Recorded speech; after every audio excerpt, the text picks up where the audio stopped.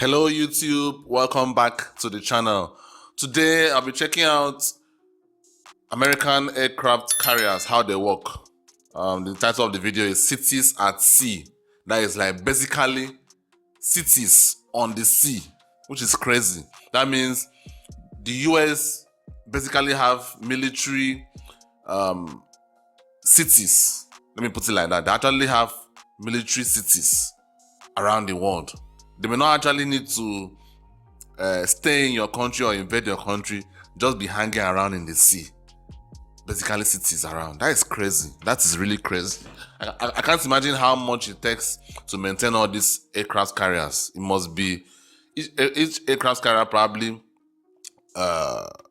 requires at least, let me say, $5 to $10 billion just to maintain. I'm not talking about to buy it or to make it. That is not even what I'm saying. I mean to maintain it, because you have to also maintain the personnel that is on it as well. So, I mean, that is crazy. That is really, really crazy. Anyway, I can't wait to get into it. This should be fun.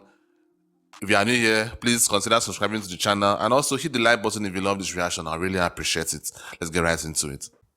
A single aircraft carrier is enough to markedly change the level of a nation's military might. These ships are one of the strongest single assets a military can have. In general, under international law, aircraft carriers can legally position themselves up to 14 miles or 22 kilometers from any country's coast. That is... Clearly, wait.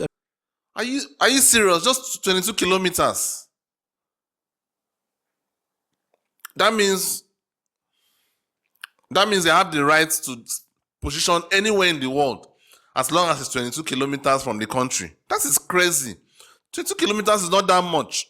They can actually send a missile from there now, right? Actually, they can even send the missile from anywhere. Like, but I'm talking about like even short range missiles. You can even send it. You don't even need long range missiles at that point.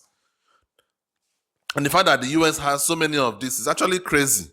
Damn. To place a military airbase just miles from any coast in the world is enormous, especially given that 80% of the world's population lives within 60 miles or 100 kilometers from the ocean.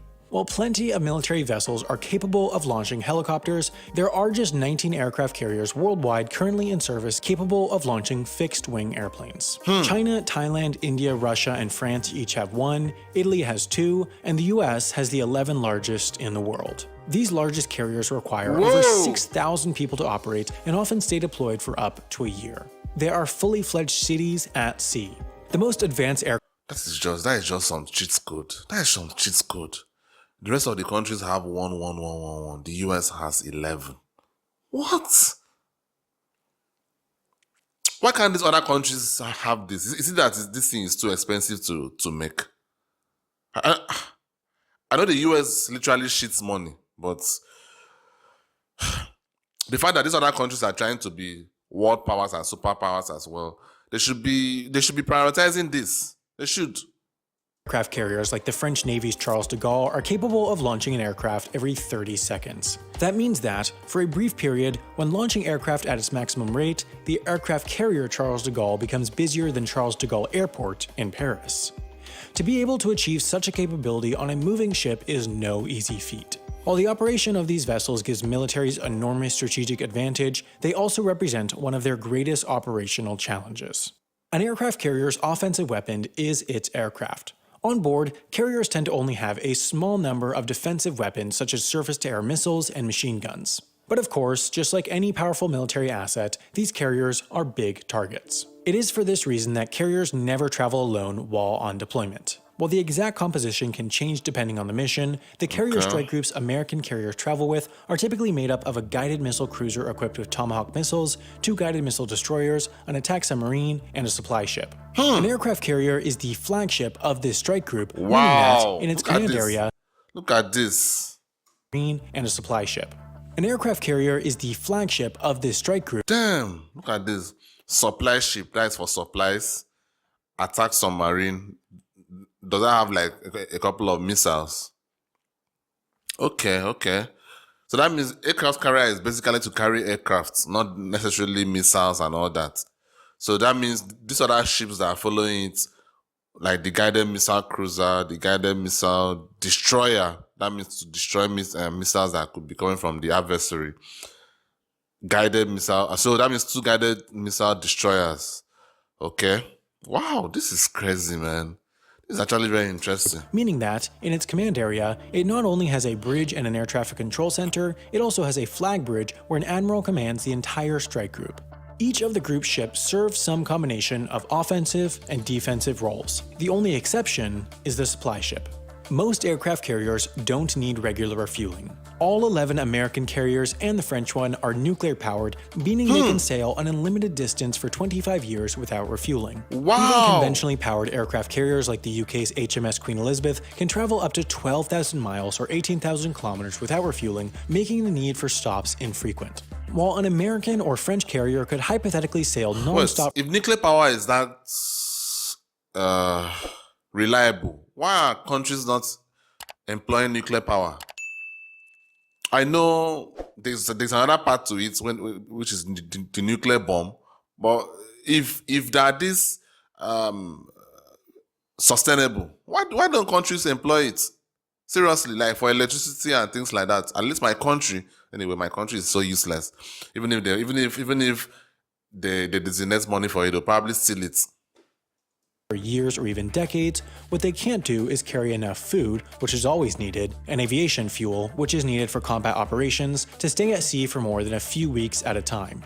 It would be inefficient and place the carriers in a position of vulnerability to have to visit a port every few weeks to restock, especially during combat operations, so they don't. They restock while at sea. The supply ships that move as part of the strike group will sail off to a nearby port to take on fuel, ammunition, food, and mail, sail back to the strike group, then match speed and maneuver alongside the carrier. From there, the two ships will shoot lines across to each other. These lines are used to pull hoses over to the carrier, which are used to transfer aviation fuel. To transfer solid supplies, there are two methods. The first is attaching pallets to dollies that wheel cargo over to the carrier like a zip line. The second method, which is considered simpler yet more dangerous, is using helicopters to pick up pallets from the resupply ship and flying them over to the carrier. These transfers bring both crucial supplies like food and some less crucial items like mail, but this isn't the only way mail arrives on American aircraft carriers. Each carrier actually has a mailing address just like any building in the US. For example, this is the USS Gerald R. Ford address. Families of sailors can send mail to these addresses in the same way that they could to any other, and, in fact, it costs the exact same as a shipment to any other US address, even if the ship is on the other side of the world. Sailors can even order packages online to their ship. Expedited mail often makes it from an address in the US to a carrier sailing somewhere around the world in just 10 days. Having this speed requires more frequent deliveries than those of the logistics ships, but conveniently, carriers are airports at sea. American carriers currently use a fleet of C-2 Greyhounds as cargo aircraft, providing a high-frequency, often daily connection between carriers and shore. When cruising in the South China Sea, for example, as the USS Ronald Reagan did in November 2018, mail might be sent to Singapore via conventional means. A C-2 Greyhound would then fly from the ship to Singapore, pick up the mail, and fly back to the ship. As carriers sail around the world, the pickup points of the C-2 Greyhounds are continuously shifted to nearby friendly nations. While mail does wonders for increasing crew morale, that's actually the lowest priority cargo for the C-2 Greyhounds. The aircraft are integral for bringing on spare parts for all the carrier's aircraft and transporting VIPs, press, and other individuals to and from the carriers. The C-2 Greyhound is about the same size as an Embraer 145, a civilian aircraft capable of carrying 50 people, so it's not tiny. The longest aircraft carrier in the world, which also happens to be the newest, is the USS Gerald R. Ford, but even she is only 1,106 feet or 337 meters long. With commercial airports, a runway of 5,000 feet or 1,500 meters, like the one at London City Airport in London, is... I've always wondered why objects like this are always referred to as she. I'm not trying to start an argument here. I know there's kind of a gender war in the West these days, but I'm not trying to start an argument. I'm just not just these objects, even countries are referred to as she. Is it because she is used? I don't really know. Even my own country is referred to as she. Like when they talk about Nigeria, they say she. So okay, motherland. Yeah, okay, motherland. That word motherland. Okay, so probably okay, but this is not a motherland. This is not a motherland. Why is it referred to as she? I'm just asking. Considered short, while large airports like London Heathrow will have runways longer than 10,000 feet or 3,000 meters. So how do C-2 Greyhounds and other aircraft on carriers deal with having runways of only 1,100 feet or 330 okay. meters long? They don't. They take off with just 325 feet or 99 meters of space. All US and French carriers use a system of catapults to get aircraft up to takeoff speed within 3 to 4 seconds. This allows these carriers to launch a decently sized aircraft like the C-2 Greyhound with their relatively short decks. Other carriers, like the Chinese and Indian ones, don't have catapults, so they can only launch lighter, shorter range aircraft capable of taking off with a very short runway. Both these two types of carriers have a Why can't these other countries make catapults aircraft with catapults? Why? Like I don't get this. Is it just all about money? Like is that it? Just money? Like the other countries cannot afford it. I don't get this. wires that aircraft catch on landing to decelerate with a short distance given. Every other aircraft carrier out there can only operate with aircraft capable of vertical landing. What takes place on the flight deck is carefully choreographed chaos. On American carriers, everyone's job is easily identifiable by the color shirt they wear. Yellow shirts deal with navigating aircraft around the deck. Blue shirts are assistants to yellow shirts driving tugs, operating elevators, delivering messages, and more. Red shirts do all the handling and mounting of ammunition. Purple shirts manage aircraft fueling. Green shirts are worn by a few different groups including catapult crews, maintenance personnel, cargo handlers, and more. White shirts are also worn by a mix of personnel including those helping aircraft land, working as medical personnel, and more. And lastly, brown shirts are worn by plane captains, who are not those that fly the aircraft, they're individually in charge of overseeing all work for getting an aircraft ready for flight. The flight deck is a dangerous place given its small size. It's so small that all the carrier's aircraft can't fit on it, but of course just below the flight deck is the hangar. A large carrier can carry up to 100 aircraft, so massive elevators bring aircraft from the flight deck to the hangar for storage when not in use. About 6,000 people work and live aboard each American carrier. 3,200 of them have jobs related to running the ship itself. That includes everything from working in the engine room, maintaining the nuclear reactor, cleaning the decks, to actually working up in the bridge commanding the ship. Many of these jobs are below deck, and since all the above deck space is used for flight operations, many on board can go weeks without seeing sunlight. 2,500 other personnel are part of the carrier's air wing. If this was an airbase on land, these would be everyone working there, including air traffic controllers, aircraft mechanics, fuelers, pilots, and more. The few hundred remaining personnel work assorted other jobs. In terms of personal space, enlisted personnel, the vast majority of those on board, only get a single bunk in a room with sometimes more than 100 others. Higher-ranked individuals, though, of course have more spacious accommodations. As long-term homes for thousands of people, these ships also have a few small luxuries like stores, gyms, barbershops, lounges, and more, but space is at a premium when 6,000 people are packed into one floating hall, and the mission. Man, this is crazy, man. Look at that gym, grocery store. I mean, that is crazy. Wow. They basically live here. Like, people can actually live here for 10 years, right? Obviously, they could be, maybe if they have some family emergency, they could move, go and check it out. But in general, they can live here for 10 years. This is crazy. And this is why I always look at the world and we have this illusion of peace. You know, this illusion that we are all at peace, the world is at peace. And I personally think without the nuclear bomb, without the nuclear power that all these countries have, we would have still been fighting war until this day. The reason why wars have not been fought like that in the past, let me say since the 1940s, since World War II, is because of the fact that countries have nuclear weapons. So, but this clearly shows you that the US are ready for it. So there's this illusion of peace that does not really exist. There's no peace. Because the fact that they have to maintain a facility like this makes you know that there is no peace whatsoever. Gyms, barbershops, lounges, and more, but space is at a premium when 6,000 people are packed into one floating hall, and the mission is paramount. Since their heyday in World War II, some have started to question the place aircraft carriers have in modern warfare. Every operating country aside from the US tend to, at any given moment, have their ships either in combat, in training, or at home. The US tends to use its carriers for a fourth function, power projection. At any given moment, there is almost certainly an American carrier cruising somewhere in the world. In fact, January 2017 was the first time since World War II that there was not an American aircraft carrier on deployment.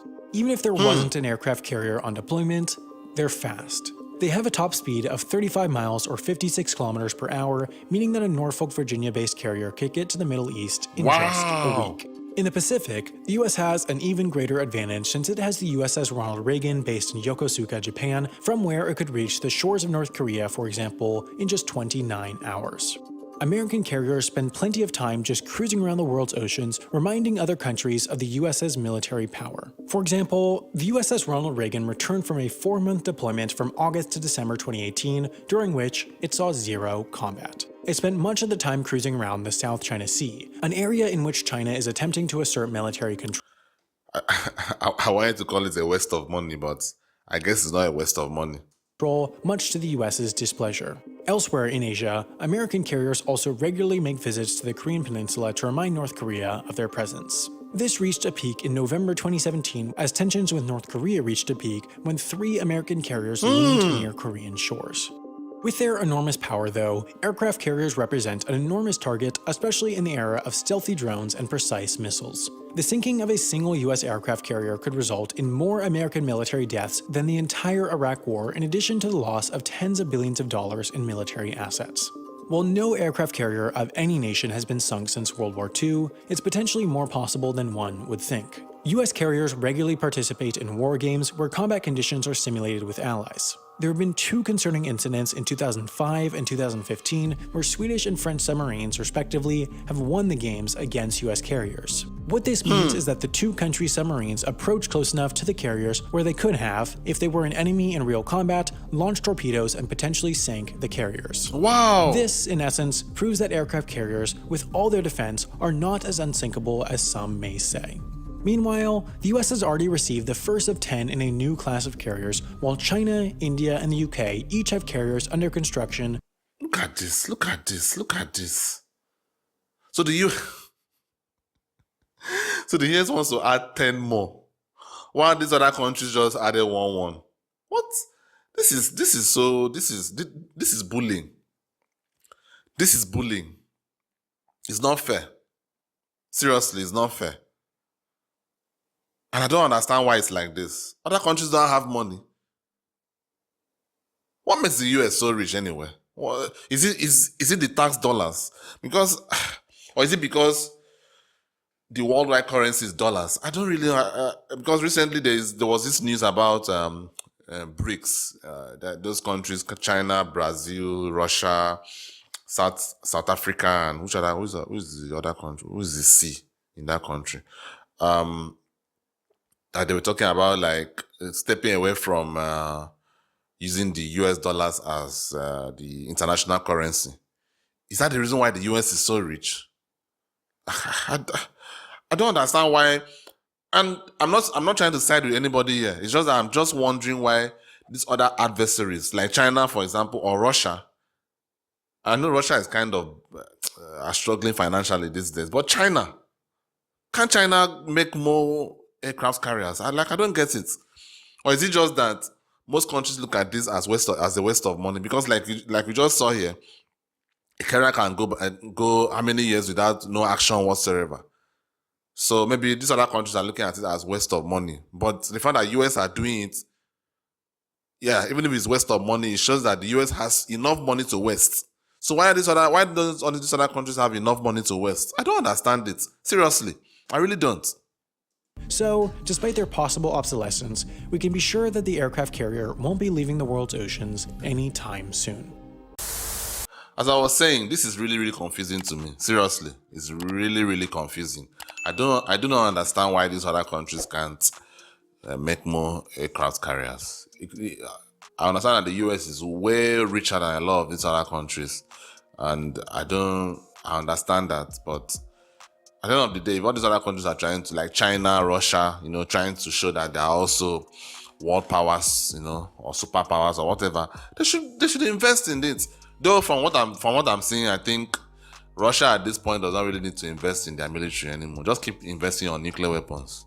If I were a leader, if I were a leader of of a country, I wouldn't invest in conventional military anymore. Personally, I think conventional military puts a lot of soldiers at risk, puts a lot of lives at risk. That is the lives of my people at risk. So I wouldn't really spend that much money on it. All I would be spending money on is nuclear weapons and maintaining it. That's all I would be doing. And so, some may ask, what is the point of having these nuclear weapons if you're never going to use it? Because, for example, now Russia has this 6,000 and something nuclear weapons. I cannot even use it in Ukraine, and they're getting their ass kicked. You know, I get it, I understand it, but I just don't think I would be able to sit down and watch thousands of my comrades die in war. 50,000, 100, like whatever number that are dying in Ukraine right now, whatever number of Russians that are dying in Ukraine right now, I just don't think I'll be able to do it. So if I were to go into a war, then I'll have to use the nukes. Obviously, I wouldn't go into any war. I'm not a fighting person, so I'm not someone that would agitate anybody. But obviously, if you attack my country, then I'll use the nukes. That's what I would do. That's just... I can't imagine being a leader, sitting down behind a table and sending human beings to go and die. I just can't do that stuff. I don't know. I just can't do it.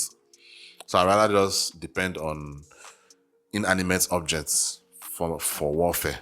That's just my own personal opinion anyway. I hope you guys enjoyed the reaction. If you enjoyed it, please hit the like button to get this video out to more people. I really appreciate it. Thank you guys for watching. I'll see you on the next one. Peace.